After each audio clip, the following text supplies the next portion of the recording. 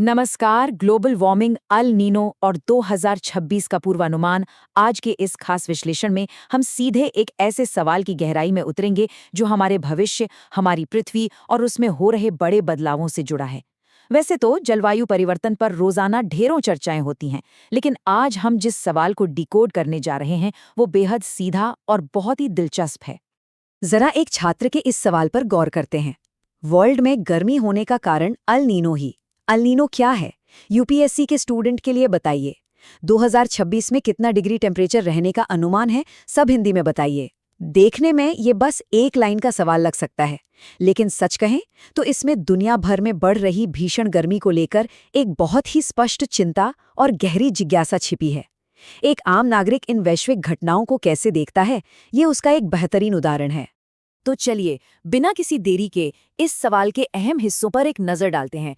Global warming का असली कारण, अल नीनो की पहेली, यूपीएससी के लिए इसकी प्रासंगिकता और सबसे बड़ी बात, साल 2026 के तापमान का अनुमान।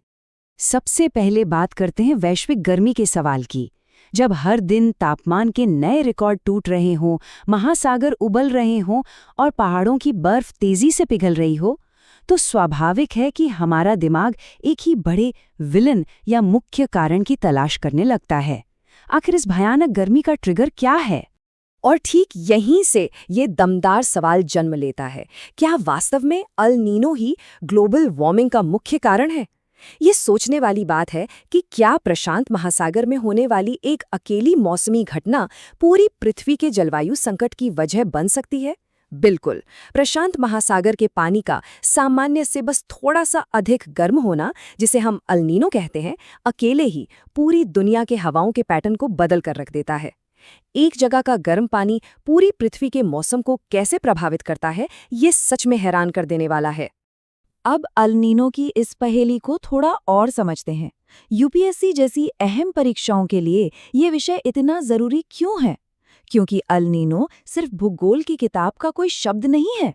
ये सीधे तौर पर तय करता है कि भारत में मॉनसून कैसा रहेगा।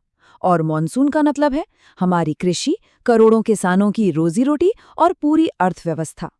भविष्य के प्रशासकों और नीति निर्माताओं के लिए इस तंत्र को समझना केवल परीक्षा पास करने के लिए नहीं, बल्कि देश को सुचारू रूप से चलाने के लिए बेहद जरूरी है। प्रकृति के विनाशकारी रूप, इस अकादमिक चर्चा से थोड़ा बाहर निकलकर देखें तो इन प्राकृतिक ताकतों का एक बेहद खौफनाक पहलू भी सामने आता है।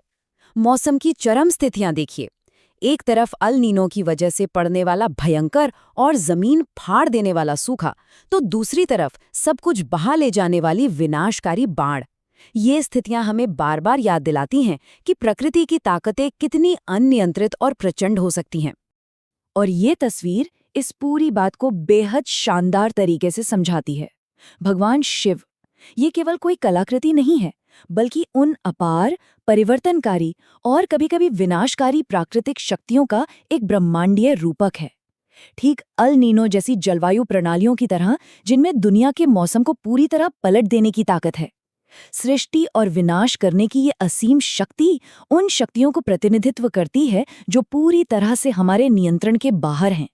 रूपकों और प्राचीन दर्शन से वापस लौटकर अब बात करते हैं आधुनिक विज्ञान की, उस कठोर सच्चाई की जो भविष्य के पूर्वानुमान पर टिकी है। जब बात मौसम और जलवायु की हो तो बड़े बड़े डेटा और वैज्ञानिक मॉडलों के बावजूद भविष्य हमेशा अनिश्चितताओं से भरा होता है। एक ऐसा अज्ञात भविष्य जिसे डिकोड करने की जद्दोजहद लगातार जारी है।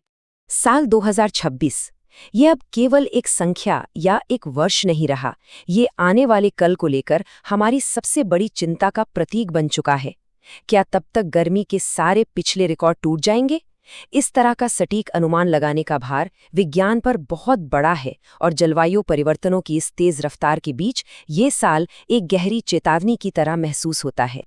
तो आखिर में सुई वापस उसी सटीक और सबसे बेचैन कर देने वाले सवाल पर आकर रुक जाती है। 2026 में कितना डिग्री टेम्परेचर रहने का अनुमान है? विज्ञान के पास भविष्य के इस बड़े रहस्य के क्या जवाब हैं? खैर, ये एक ऐसी अहम खोज है जिस पर हम सभी को नजर रखनी ही होगी।